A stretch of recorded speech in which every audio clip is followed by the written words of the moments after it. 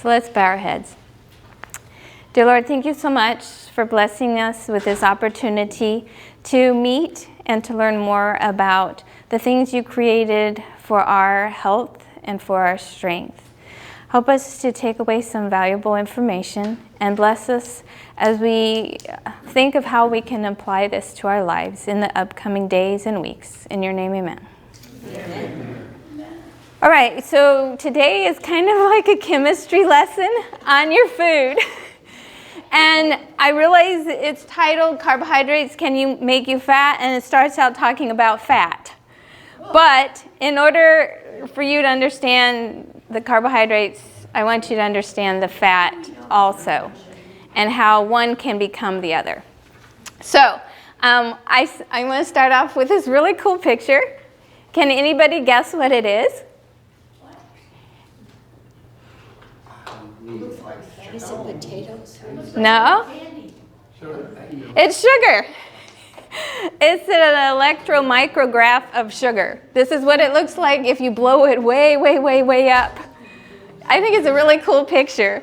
And I had a lot of fun finding pictures, so hopefully it won't be too boring as a result. So we're going to start off with talking about fat. And I just want you to get an idea of what fat is. And there's all kinds of buzzwords out there about fat and carbs. And so part of what we're going to do is just find out what those words mean, so that then you can figure out, okay, is this good for me? Is this bad for me? Is this kind of neutral? So first of all, what is fat? Fat, it comes in either a chain or in rings. The ring one is cholesterol. Cholesterol is in the group with fat. And so you'll notice there's like little gray things and little blue things. The gray are the carbons and the blue are the hydrogens, and they're called hydrocarbons because they're hydrogen and carbon mostly. Now we're going to take and look at the different types of fat. So the first one is unsaturated fat. So have you guys heard of unsaturated fat? Yes. Is it good for you or bad for you? Bad. It's the best of the options. Let's put it that way. And so unsaturated just means that it is not full. You'll notice there's some little gaps right here. That means you could put some hydrogen there, and that's what makes it unsaturated. And so when it's in molecular form, you can see it's bent. Now these are going to be liquid at room temperature because they can't stack up because of their shape.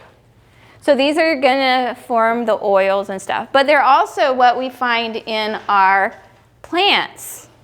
Plants have a lot of the unsaturated fats in them. And so nuts, grains, and such. Now, we also have the saturated. Now, how does this look compared to the last one?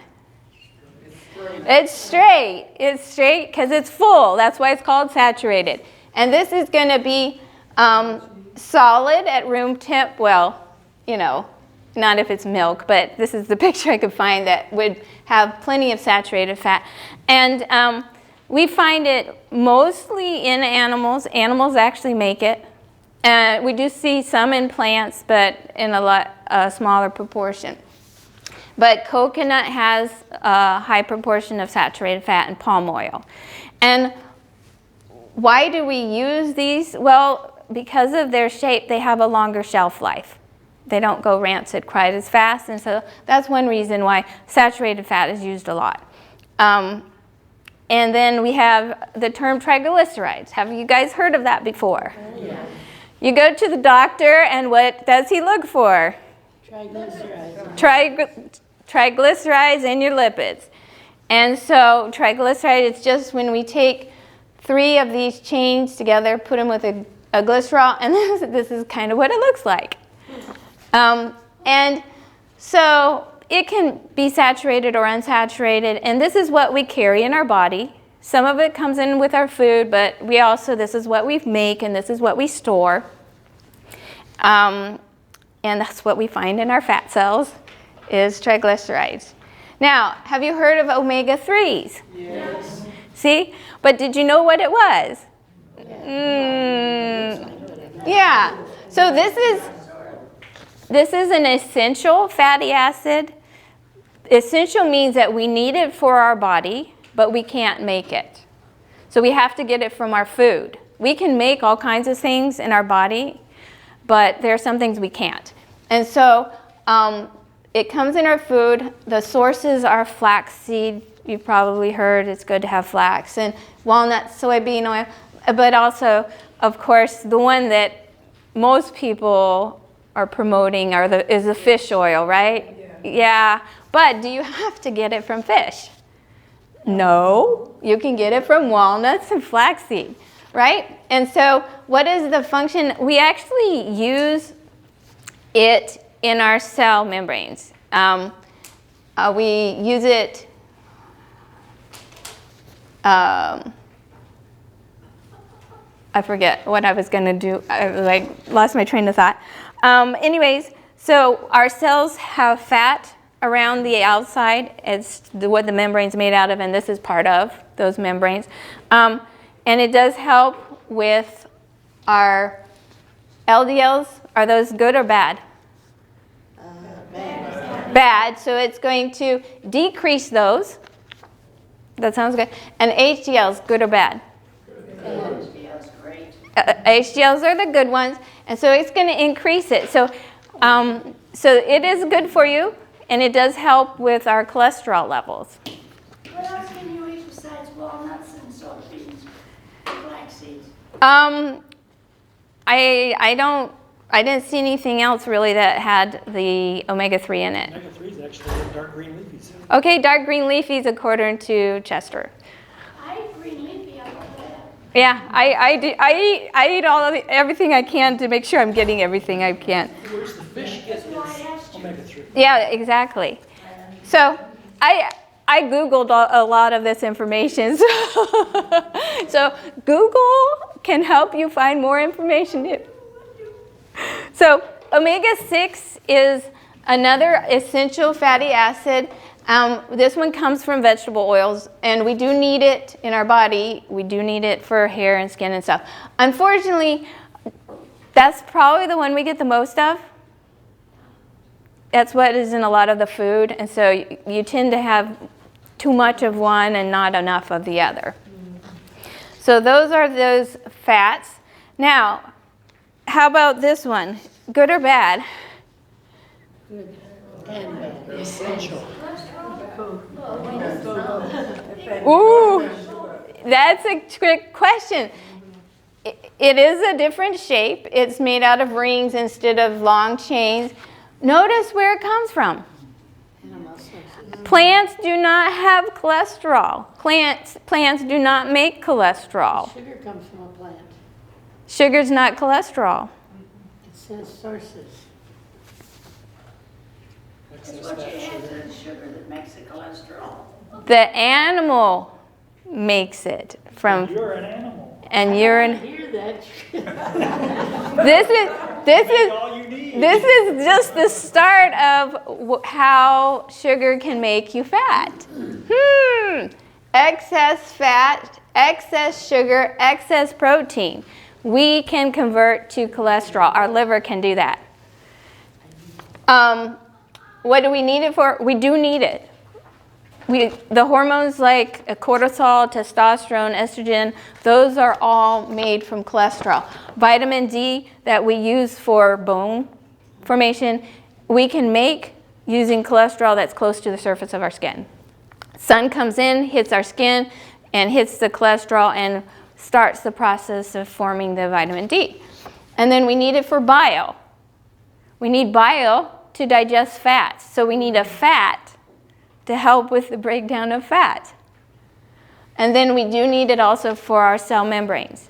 You can see a lot of these fat things are needed for our cell membranes. The problem is the word excess. Do we need any of it in our diet? No, because we can make it from fat and sugar and protein. You make what you eat, and you can't get rid of it very easy. Nope, you can't. All right, I had to throw this one in. Why do you think I had to throw this one in? Good. Because of your gut stuff. Because I love the gut bacteria. So these are the guys, this is why we eat resistant starch. What is resistant starch? Starch that's resistant to digestion. Yeah, it's very similar to protein, fiber, very similar. We can't break it down, but the bacteria can. If you've been in my last presentation, I wouldn't. I talked about it. So this is what our bacteria breaks it down to, and what do we do with it? The bacteria feed us. So we have food that comes in our starch and fiber, and the bacteria break those food down for them to eat and make us food for our intestine cells. Isn't that like a really cool symbiosis? So I have this fascination with the gut bacteria right now, so you have to excuse me. Now, hydrogenated oils, good or bad? Bad.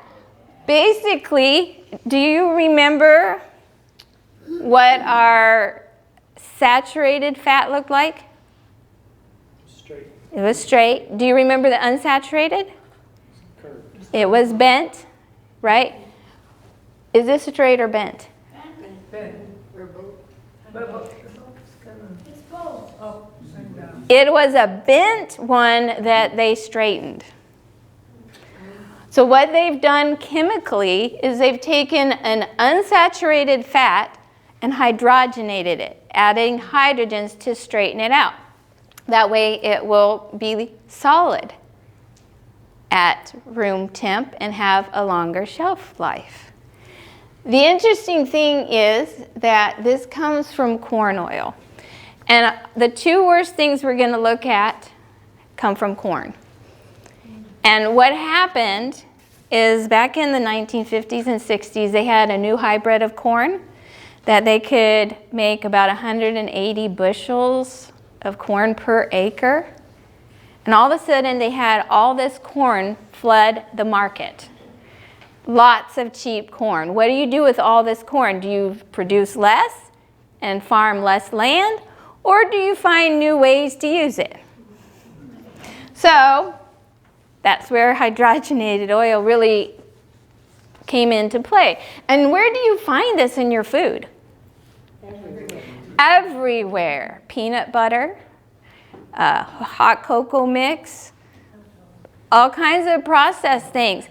And although it may say does not contain trans fat, the processing of hydrogenated oil forms trans fats. So, it's going to be there. And what's the problem with trans fats? First of all, is this what your body's used to seeing? Is that something it can normally work with? Probably not. It's a wrong shape. It's used to either straight, or bent. This is kind of weird. And so this makes your blood sticky. What's going to happen if your blood is sticky? It's not going to flow as good. Increases cholesterol levels, increases inflammation, increases your risk of heart attack, stroke, and diabetes. Well, stickiness causes clotting. It increases your risks of forming clots. So They kill us, don't they? they do. Yeah, but you notice this is processed. Is corn bad for you? No. No, but when they start manipulating things, yeah. Okay, so that was just your overview of the fats that you've probably heard of. Now, what happens to these fats when you actually eat them and they come into your body? So you notice first I start with the good fats, whole plant fats. There's a lot of unsaturated fat coming in with our plants. And when you eat it as a whole plant, you also get fiber. And I'll talk more about fiber when we get to the carbs, because it is a carb. But that is one of the keys, is having that fiber. So what do we use the fat for? When it comes into our body, our actual muscle cells can use fat as an energy source. What I think is very interesting is our fat cells use fat as an energy source. It's kind of like living in your food. They just store their food and they can just, take some. How much do you think your fat cell can hold? How many times can you think it can stretch? Thousands of its normal size. They can feel pretty big. So if we don't use it for energy, for our muscles, do you use it for energy for your muscles if you're not using your muscles? Do you think exercise? Yep. It's not preferred, but it's there. It can be used. But if we're not physically active, we're not going to be using it, for sure. We store it. We store some in the liver. Have you heard of fatty liver? Yep. That's storing it in the liver. We can store some in the muscles, store some, I shouldn't be looking there, I should be looking this. Store some in our fat, so it's fuel for the fat and it's stored in the fat. And the benefit of having whole plant is that fiber. Fiber decreases. Fiber, I was just reading something last night, and fiber can actually block the fat from getting into the cells and getting into the bloodstream. It kind of is in the way. And it can also absorb it and take it out with it. And we'll talk about that. It's in the plant, it's not free fat. Right. It's not Yes. concentrated in like what we pour on ourselves. Yeah.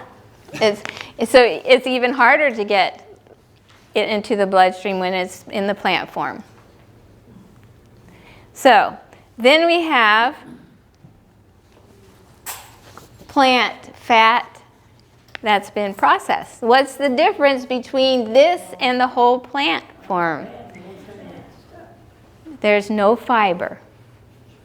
There's no fiber that keeps it from going in, so it can easily get into the bloodstream. And so more can be stored. You eat fat, you store it, right? The more oil you eat, the more you store it. All right. Now, how about animal fat? Is there fiber there? No. But what is there instead of fiber? Yeah, so you're putting bad with worse, right? And so it can be used as an energy source for your cells. It can be stored in adipose, but it can also be converted to cholesterol. And it comes with cholesterol. So not only are we taking in cholesterol, we're also making more with what we're bringing in. So animal fat really is a multiple negative impact on your body. Yeah, no fiber and with cholesterol. Yeah, take out the good and now, can we have problems with our fats? Even with our unsaturated fats. We've got two kinds of fats, monounsaturated and polyunsaturated. And actually, one of my professors I work with has done research on fat. And so I got this information from him. So it may be a little technical, but he's a chemist. These come from safflower, canola, olive. So these are the ones that are supposed to be really good. But remember, this is oil. There's no fiber coming with it. The problem is heating. Now, one thing that can happen with oils, especially those that are unsaturated, because they have that little spot where they're missing a hydrogen, they can be unstable. And heating them makes them more unstable. And what they produce are called free radicals. Have you heard of free radicals? Yes. That's why they say you need antioxidants. Basically, free radicals are molecules that are looking for an electron, and they will grab it from whatever they can. If they grab it from your DNA, they can cause that cell to mutate. And what does mutation lead to? Cancer. So think of free radicals as leading to cancer. It can also, if it happens in the fat around the nerve cells in the brain, you form those tangles that are associated with Alzheimer's. And so when you start having free radicals available and you're making more free radicals, that is damaging your cells and leading to other problems. And so you can have problems with this when you heat them.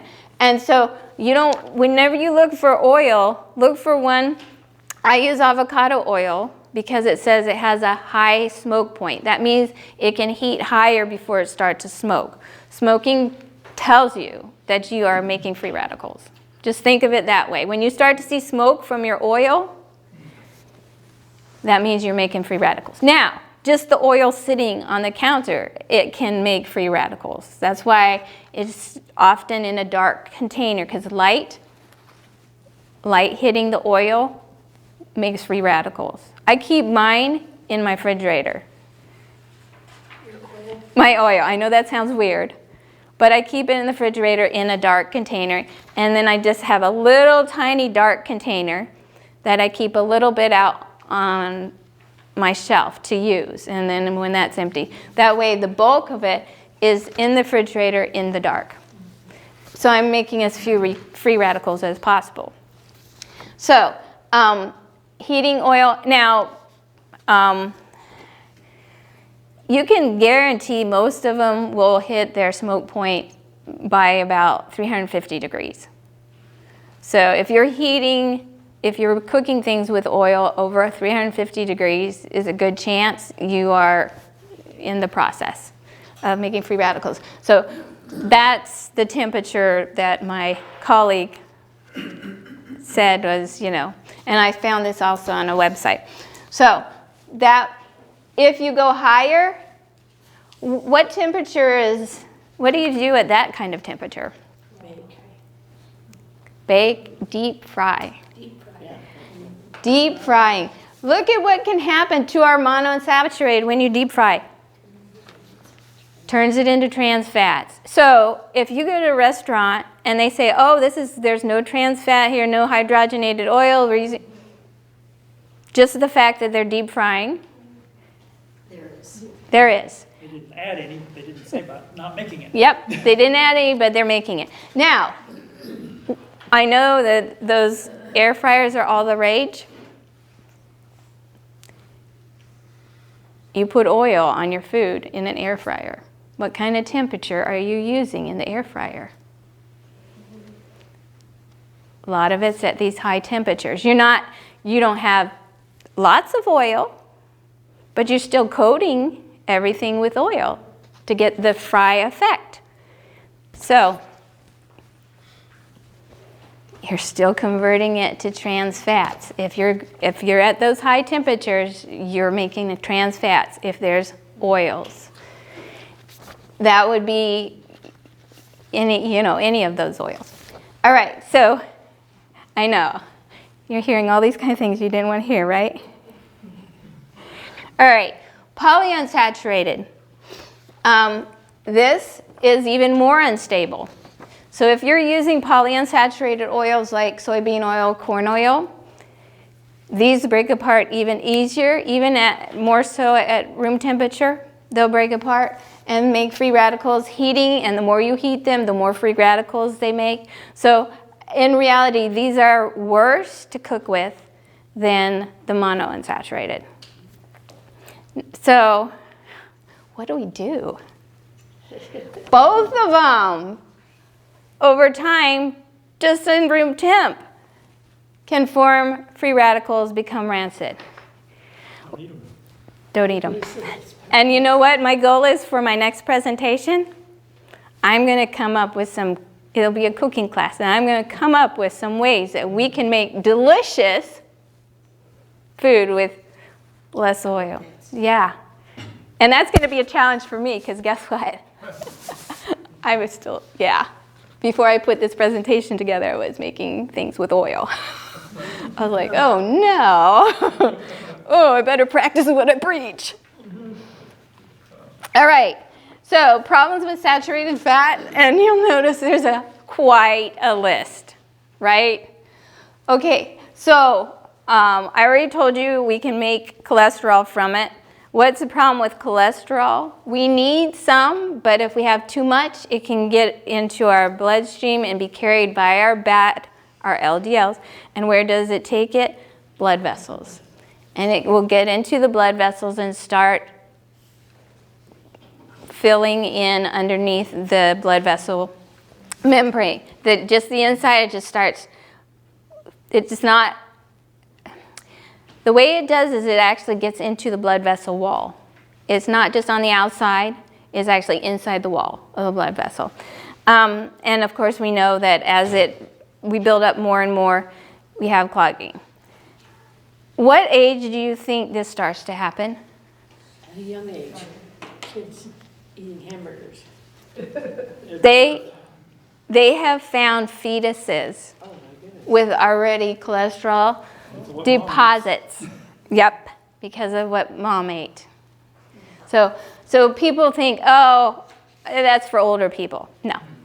If you're eating cholesterol, if you're eating a high saturated fat diet, you can be forming deposits in your blood vessels at any age. If you can, as I mentioned, you can get fatty liver disease. You can also raise your blood pressure because of the fat in the blood. I just love this picture. Do you see what's in the top? Does anybody recognize what that little squiggly line is? And your heart. That's your heartbeat, and look at what happened to it. It flatlined.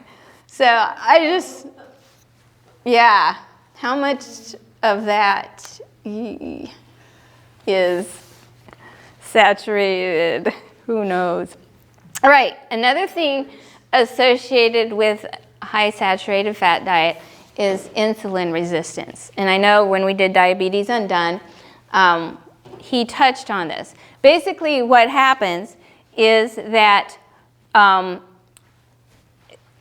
when we have excess saturated fat, we start to form this toxic product. And that product actually gets into the bloodstream, and the more there is, the more it basically blocks the insulin receptors and prevents insulin from doing its job. So you may have plenty of insulin, and you may be eating, not too high of sugar, but if the sugar can't get in, it's going to raise your blood sugar levels. And so having that fat is more of a problem than the sugar itself, right? So the fat is what is interfering with the insulin doing its job. And so the less sugar you get into the cell, the more is in the bloodstream, and then the more you have high blood sugars, the greater your risk of type 2 diabetes. What struck me was, how soon does that start to happen? This is within 3 hours. 3 hours of eating a high saturated fat meal. Within 3 hours. That's not long, is it? Just all it has to do is get into the intestines and it can start its job. Are there any questions on fat? Did you already learn something new? See how quiet we are. I noticed either everybody's sleeping or they're like, You said avocado oil. What about the avocado itself? avocado itself is great. Okay. Yeah, because it's got the fiber. Okay. It's, in fact, believe it or not, I keep finding that avocado is one of the highest fiber content fruit or vegetable. It's one of the best too. I eat some every day except today because I have it for lunch and there weren't any. But yeah, avocado is great because it's got the good oil and it's got the fiber to help it absorb properly. All right, so now we're going to talk about carbohydrates. And I love pictures, can you tell? So carbohydrates are these rings, and this little single ring is glucose. This little guy is glucose. And what they're made out of is carbon, hydrogen, and oxygen. Where it gets its name, does anybody know what hydrate means? Water. Water. So basically, it's in a carbon is 1 to 2 hydrogen to 1 oxygen. That 2 to 1 hydrogen oxygen is water. So it's carbon and water. That's its molecular structure. That's if you're not like into deep chemistry. This is why I teach my students, and then they can get it. It's like, oh, that makes sense. H2O plus C. Yep, H2O plus C. Now, we've got different kinds of sugars. Have you heard of simple sugars? Yeah, that means it's just one little ring or two. So these are our single ones. There's glucose, and that's the one our body uses for energy. And then galactose and fructose. Notice, do we use fructose and galactose as is? Yeah. No, we convert them to something else. What do we convert fructose to? Fat. Now you see where our title came from. Yeah, fructose can be converted to fat by the liver. Can we use it for anything else? No. That's what we do with it. It's the same pathway as alcohol. Mm-hmm. They run in everything. They do. They do. And why? Because it's sweeter than glucose. It gives it that extra flavor. Galactose also is converted, but it's converted to glucose. So that's a little bit better because we can use it for energy. Now, this is another simple sugar, and this is simply sugar. It's called sucrose, and we get it from sugar cane and beets and fruit, honey, maple syrup. We see sucrose in those. What's those sugar beets? They're a white beet, and a lot of the sugar, the white sugar, is made out of sugar beets. Yeah, they're not a red beet, they're a white beet. Unfortunately, they can be GMO'd. But we're not going into GMO this time. Did you have a question, Ann? Can you just back up that screen for me, please?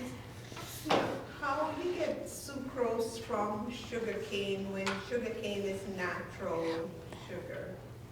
When you press it out, they get the liquid out, and then they boil it. 1 teaspoon Then of it turns sugar to is sucrose. 18 feet Yeah. of sugar cane. Well, the sugar in sugar cane is sucrose. The sugar in fruit is sucrose. So if you get the sugar out of, if you get sugar out of your banana, it's going to be sucrose. Because I always thought that sucrose was a byproduct, more like one of those sugar-free products, but not the real sugar. No, you're thinking of sugar. When you're talking sugar in the bowl on your, that's sucrose. You're thinking of sucralose. Oh, okay. There's another, yeah. Okay. This is sucrose. But sugar cane is good for us, I heard. Right. No, it isn't. Sure it is. Okay, look at what it's made out of. No, it's terrible. Glucose and fructose. And what did we just say fructose would do? Store it as fat. But Yes. if it's in the sugar cane and you eat the sugar cane, You get the fiber. that Yeah. blocks the Yeah. We're getting there. He answered my question. Yep, we're getting there. We're just at the basic disaccharides. Okay, lactose is made of glucose and galactose. So all of it can be ultimately made into an energy source, because remember I said glucose was your energy source. And so this comes from animals. And then maltose is also 2-glucose. We get this from grains. This is why when you chew your grains, it starts to taste sweet. That's because you're starting to break apart these molecules. But you usually don't think of your grains as having maltose. You think of it as starch. And we're going to get there right now. There's our starch. And this is complex. The reason it's complex, does this look complex? Yeah, that's why it's called complex. It's not a simple little ring or a couple rings. It's very branched and a lot of glucose molecules. It's all glucose. It's still glucose just linked together to some tremendously long chains. This is a cool picture, I thought. This is the starch granules, and this is the cell wall. What do you think is in this cell wall? Fiber. So when you have, yes, this is glucose in here, but you can have that fiber to help with the absorption. So anyways, and so you're familiar with where we get starch from, right? I don't need to explain starch to you. We use it as stored energy in plants. We don't have starch in us. We don't store starch in, you can't open up our cells and see starch. It's only in plants you can open up the cells and see starch. So what do we, oh, we're not there yet. Okay, so this, I changed this a little bit from your notes. I just changed it like as in 15 minutes ago. So I thought maybe you would like to know the difference between the different fibers. Have you heard of soluble versus insoluble fiber? Yes. Yeah, I thought maybe, so yeah, you can write this down if you want to add it. But there are two fibers. Both are good for you. Both are beneficial. The insoluble does come in whole wheat. They're all the same structure. And here we have our cell wall. And this is showing the breakdown. And you've got these long strands. And if you start breaking them down smaller and smaller, you can see why it's called fiber. Because it's these long, straight strands. But they're made out of glucose molecules that are linked together. Does that look complex like the other one did? No, it wasn't like all twisted and all going. It's all straight. But they're glucose that's straight. Unfortunately, we can't break these apart. We cannot snip those apart. When they get into our stomach, they stay like that. When they get into our small intestine, they stay like that. When they get into our large intestine, depends on what it is, it may stay like that. If it's the insoluble, it's going to stay like that. If it's the soluble, our bacteria can break these apart. So this is good. The reason it's called insoluble is if you put it in water and you stir it up, it's not going to dissolve. It's going to still... Do we have water in our digestive tract? Yeah. Yeah, we have lots, like liters and liters that are part of our saliva and enzymes and all that. So there's a lot of water there. And so this doesn't dissolve in the water. And so it is going to help. And we'll see how it'll help in a little bit. But we find it in things like rice, brown rice. Is it in white rice? Not as much. You see very little fiber in white. But brown rice, potatoes, and both fibers are part of the cell membrane. So the job that they were created to do was to give the plant cell structure. We just use them. They weren't created initially for us. They were initially created for plants. but we use them to our benefit. All right? So that's the insoluble. And now, not all of these foods have soluble, but some of these do. Soluble does dissolve in water, and when it does, it forms this gel. And that gel actually kind of lines our digestive tract, and that's going to be what's going to help prevent things from getting absorbed, like our cholesterol and saturated fats. And, I had to put in my bacteria again. This is the one that the bacteria will break down and form products for us. And here's your avocado.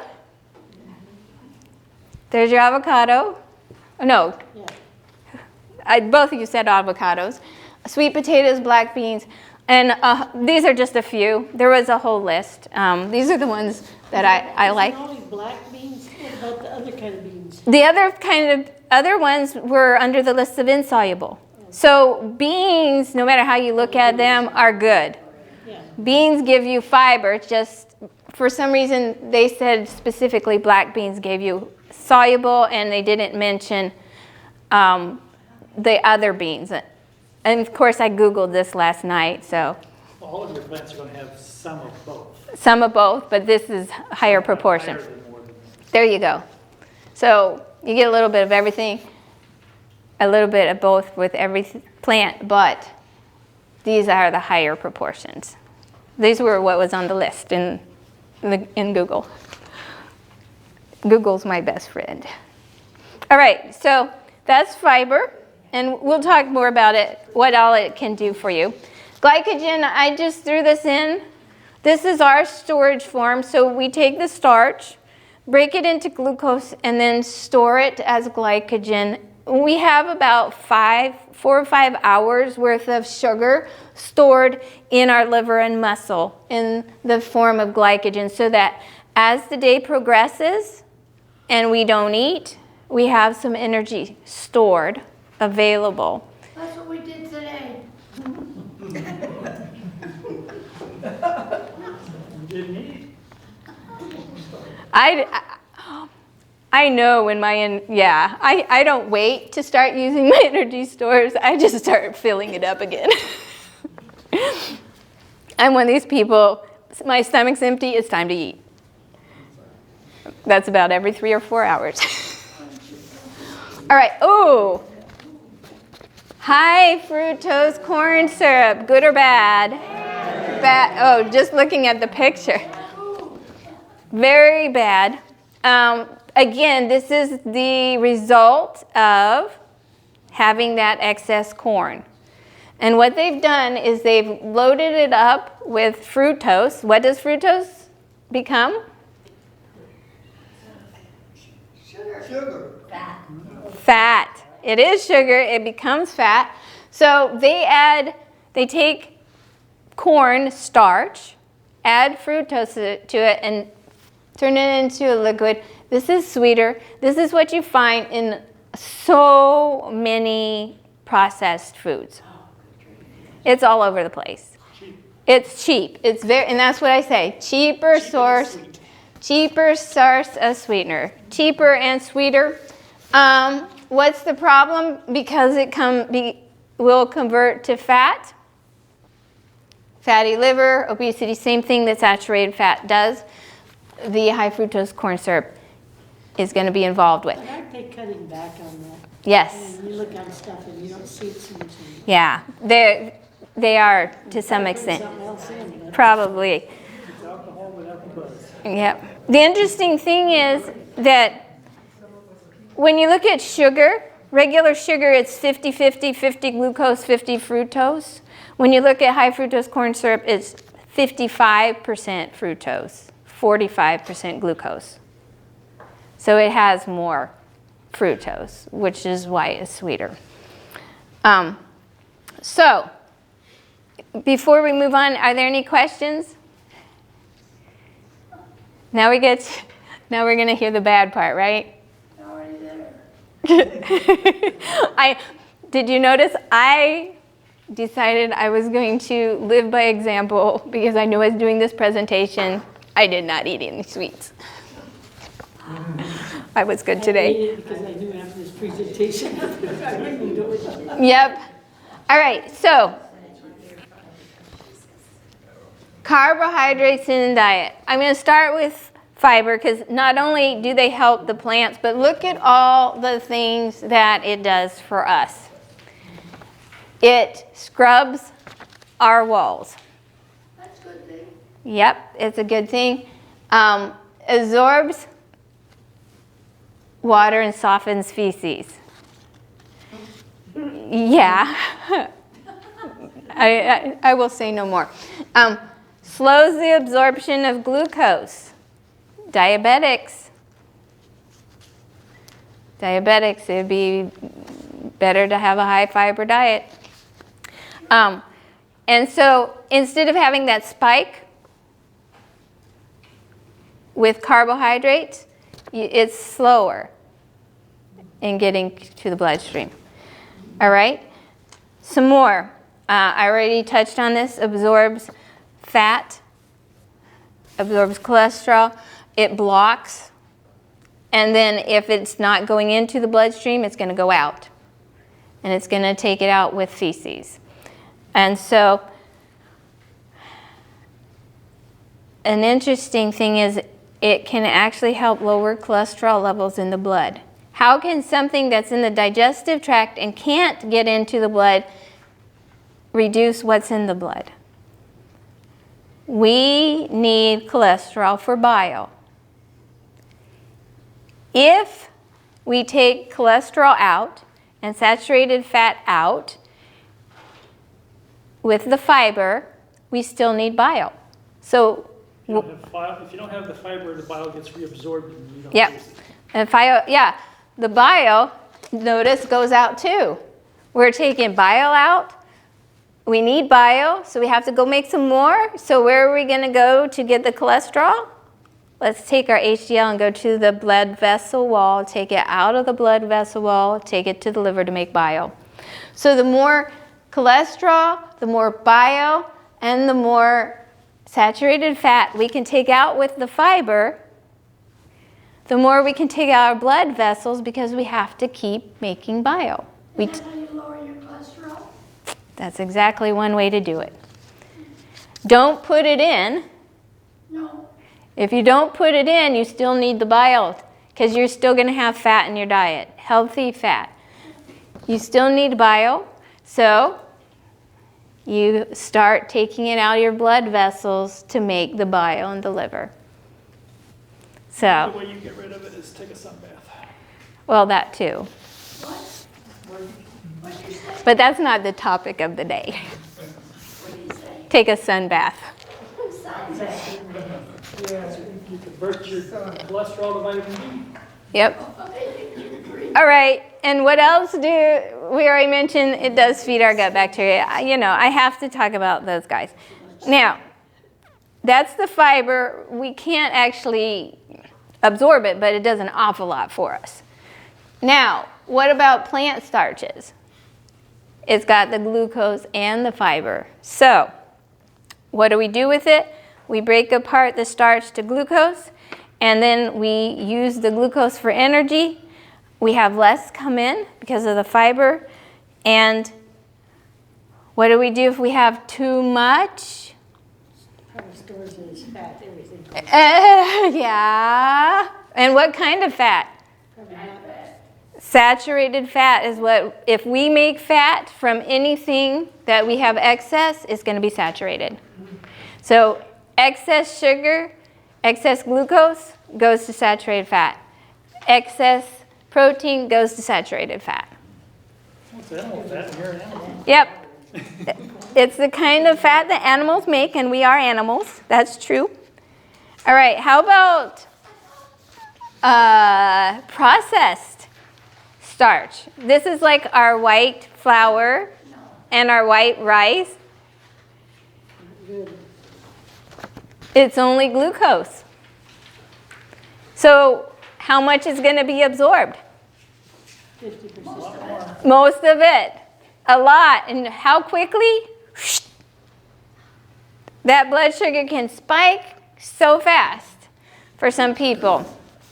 Because if you don't have fiber helping to slow it, let's just say you have just a whole box of crackers. You don't have time to eat, so you just grab a box of crackers.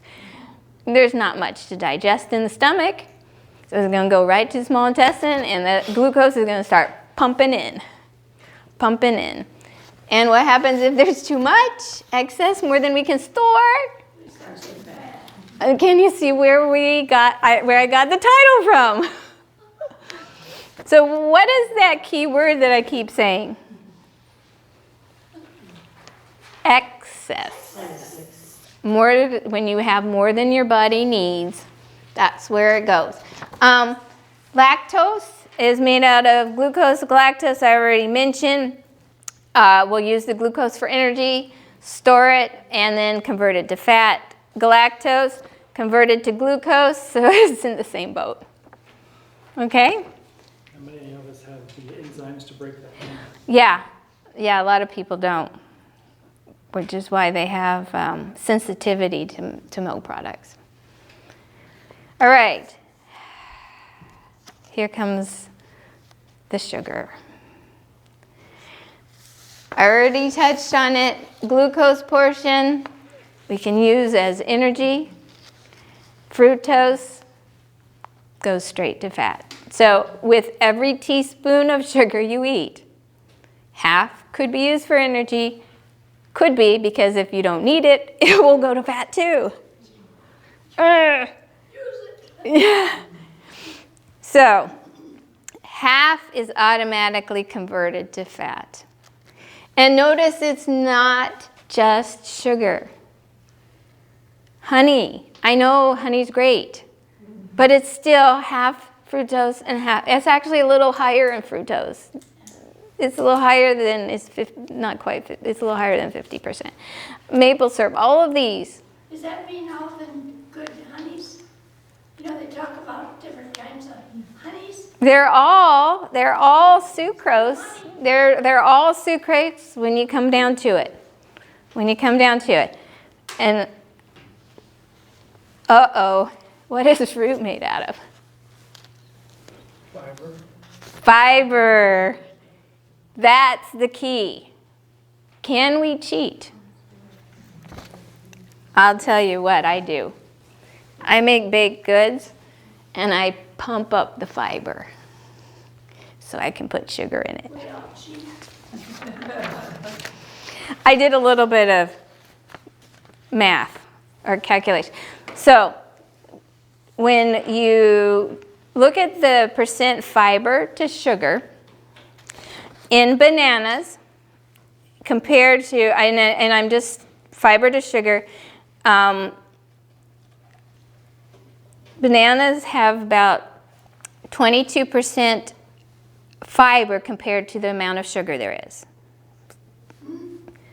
Less fiber. Yeah, less fiber. Loves bananas. No, but this is not bad though. Well, that's good then. So an apple is about 23% fiber to sugar. So it's not even a quarter. Applesauce, 9% fiber to sugar. So there's a lot less fiber in applesauce. Pumpkin, 75% fiber to sugar. So pumpkin has a lot of fiber. Trouble with pumpkin is most people just eat it in pie. Right, but Now, is that just pumpkin or is that? that's just pumpkin. Butternut? That's just plain pumpkin. But do you see what you can do? What if you put pumpkin in your baked goods? Well, yeah. You just up the fiber. See? We give that to our dogs, so I know that. But prunes are about 30%. So what if you, see, this is one thing I'm going to try. I'm going to try and blend up prunes to make like a syrup and see if I can use that to make baked goods as a sweetener. Because it's got fiber. What if you use, instead of white flour, use whole wheat flour? Yeah, you just upped, well, 1 cup of whole wheat flour has 16 grams of fiber. And, yeah. So, and I looked up carob. Those of you, because cocoa powder has fiber. Cocoa powder has fiber and no sugar. Carob powder has fiber. It has a little bit of sugar. It has more sugar than cocoa powder, but it's still 83% compared to the sugar. So it's very close to having, yeah, as much fiber as sugar. So I did that because, am I saying we have to throw out all of our sweets? Is there a way that we can make it so that we can absorb and prevent, so the sweetness to it is to our taste and not into our fat cells? Now, still, processed sugar is processed. If you're using, and if you're using the white sugar, it's very processed. So I would just cut that out completely. 1 tablespoon of sugar is the same as 18 feet of sugar cane. 18 feet of sugar cane. The difference is the fiber in the sugar cane and water. And that's one thing. That's why fruit's okay, is even though it's only 20%, 23% fiber compared to sugar, it's got water and it's got fiber, and as a result, when you eat an apple, you're not getting that much sugar. The fiber. The apple itself does not contain that much sugar because of all the things in it. The water, the more water in there, the less sugar there's going to be. And so fruit is actually, it's good. Can you eat too much fruit? Yes, you can. But what about the banana, the well-ripe banana in comparison to the just partially ripe? well, the more ripe it is, the sweeter it is. And I'm not sure why. Chester, you're looking at me like, that's what, I try to get every kind of question I might get, and that's the one I didn't think of. Told us that 2 or 3 years ago. Yeah, I know that it is sweeter, and I don't know if it's because the glucose is converted to fructose at that point. I'm not sure. Well, we're only talking about sugar and fiber. There's a whole lot of other stuff. Yeah, that's true. There's other things that can ripen and sweeten too. So where's the banana the best? when you're going to eat it. When you're gonna eat it. No, if you're not going to eat it because it's too green, then it's not best for you. There's good stuff in greener ones. So you and say good it's stuff in- like a starchy state when it's still. When it's the greener it is, the more resistant starch it has. But if you're not going to eat it that way, it doesn't matter. But if you're gonna eat it like that, Then it's better for you. yes, because of the resistant starch. But no matter how you look at the banana, there's magnesium, there's potassium, there's calcium. There's a lot of things in banana, no matter what color it is. But I can't eat a green banana. I can't eat a real ripe one either. There's that 2 days where they're edible. Well, you freeze them and then you can eat them. But yes, When you're eating bananas, let's say banana pudding, most people make banana pudding out of a starchy banana. so it'll last maybe a couple of days. But if they're gonna use one with the sugar spots on it, brown spots on it, you wanna go ahead and eat that because it's gonna, it'll go faster, but bananas continue to ripen. So, yeah. But I read an article some time ago, not very long ago, in terms of the banana, the way where ripe bananas pick a banana, that it's the best way because it also fights against some cancerous cells and some other stuff. Yeah. There's probably a lot of other things that each of our fruits have all kinds of antioxidants and antimicrobial, anti-cancer, and all kinds of stuff. So. There's a product on the market called CellQuest, which is basically juice from the banana skin. It's highly anti-cancerous. Yeah. Yeah, I have some spray for like, all right. You have to remember that the banana that you eat has been highly modified for your taste. Yes. The All right. wild bananas don't taste that way. Yeah, that's true. If you eat a wild banana, it's very different flavor than what you get at the grocery store. All right, yes, Anne. What Krista just said about the banana being modified, in what way? That's another topic. Many of our fruits and vegetables that we eat today are hybrids. You know how you can have all different kinds of dogs? Those are hybrids. You can continually make new different dogs. You can do that with plants too. And it's not like a GMO as in done chemically. It's done with mating. And they mate plants together to make different types of plants. And so they get different variations of the plant, and because it has a nice long banana, we'll keep that line going. And so a lot of our grains, a lot of our foods have been modified through hybridization. But there then it depends on where it's coming from. Right. Because like here in the States, they do a lot of that modification. Right. But if you're getting things in from other countries, Well, even especially poorer countries, but like Costa Rica, those bananas that come from Costa Rica aren't like the ones grown in the wild. that's true. Yeah. So, yeah. It's a very technical industry. Yes. The banana that you have now is not the same banana that we had 20 years ago. Right. Because the way that they've hybridized them, they've become very susceptible to certain diseases, which are wiping those crops out. And now they're trying to find New other hybrids. hybrids that are still palatable.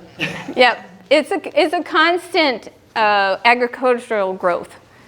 All right. Well, it looks like we're towards the end, and we'll be finished a little early. I'm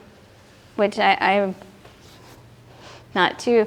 I think we've got enough food for thought, literally, or thought for food. So this is what I take away from this. Fat, and it doesn't matter what kind of fat, in the diet can be stored. So we can get fat from eating fat, but that's kind of a no-brainer. Excess, notice the term is excess. Excess glucose increases the amount of fat in the body. Fructose automatically increases the fat in the body.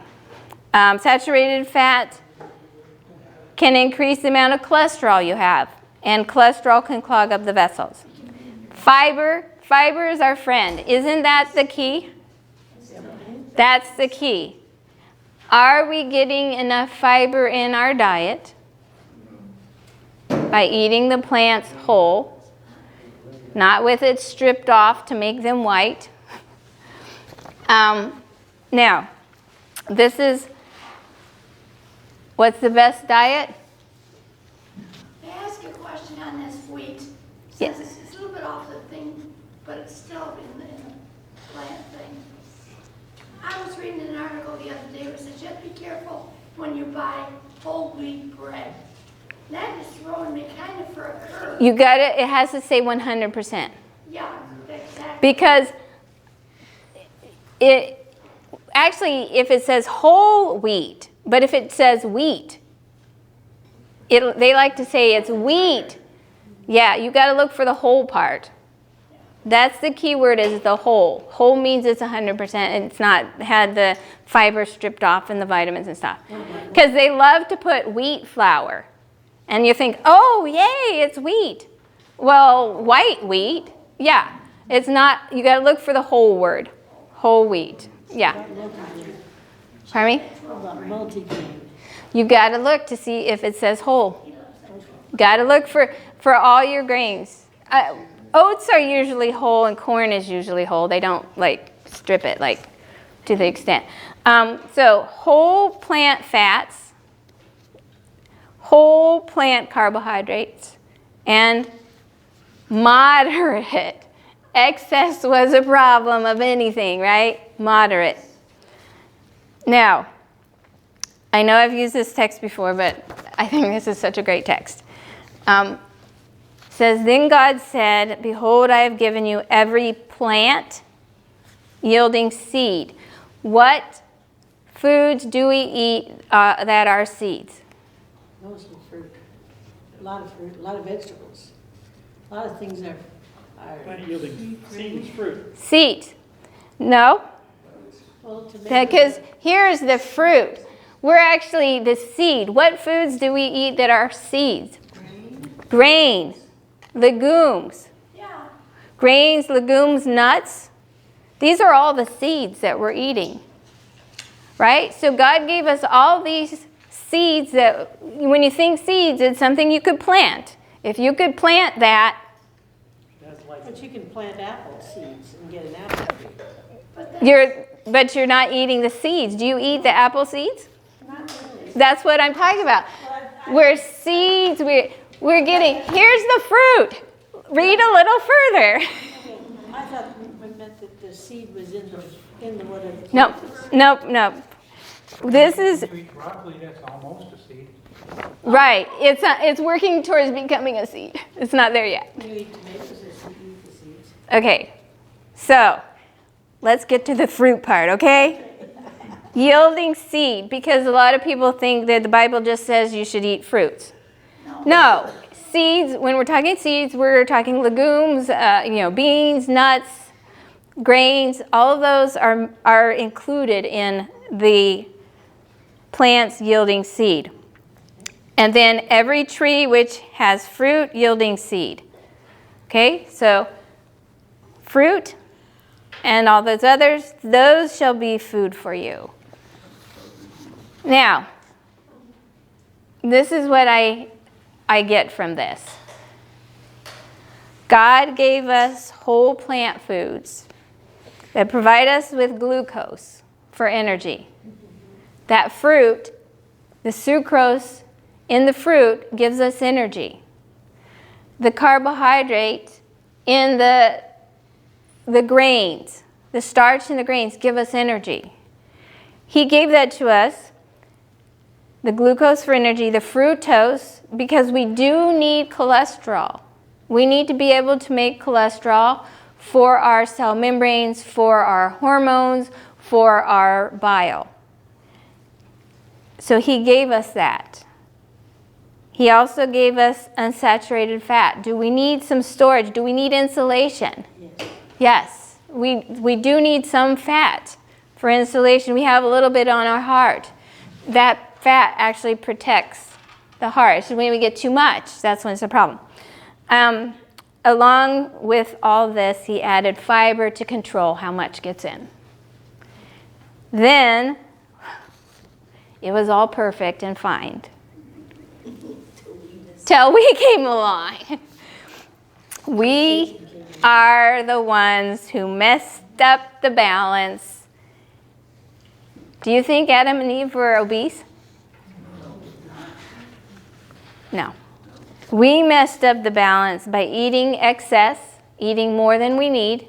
How do we determine what we need? Are we doing anything to use it? If we're not doing anything to use it, we don't need that much. Right? And eating animal products mess things up.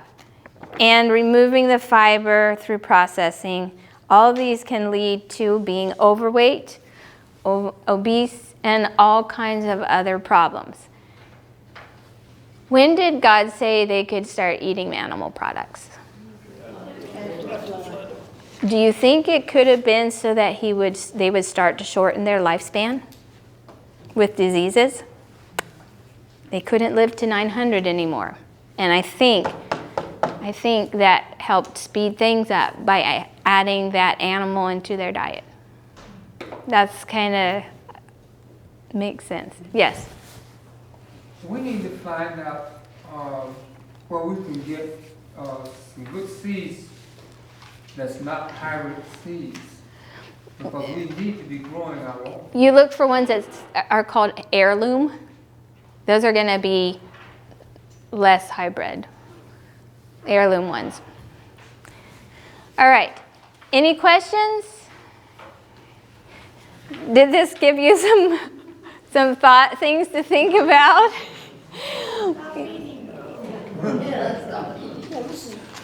Pearl?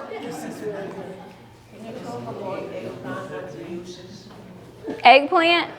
I can't tell you because I don't like it. I have no idea what to do with eggplant because that is the one plant product that I've tried every form and every variation, and I still don't like it. I've tried. I want to give it a benefit of a doubt, but I still haven't figured out a way that it tastes good to me. So I can't help you there. Maybe somebody else who likes eggplant can help you out. I don't eat it, but I drink it. Okay, well. And then it lowers your cholesterol, Oh. bad cholesterol. My cholesterol is low enough, I don't think I need any eggplant. I have to tell you, last time I had my blood work done, my HDL was higher than my LDL. Yeah. My HDL was higher than my LDL. And my doctor's like, how do you do that? It's my gut bacteria, I'm sure. Any further questions? If not, I would like to have anybody would like to close with prayer?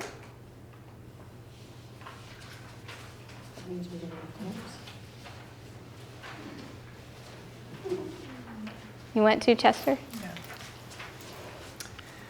Thank you for your presentation. Oh, you're welcome.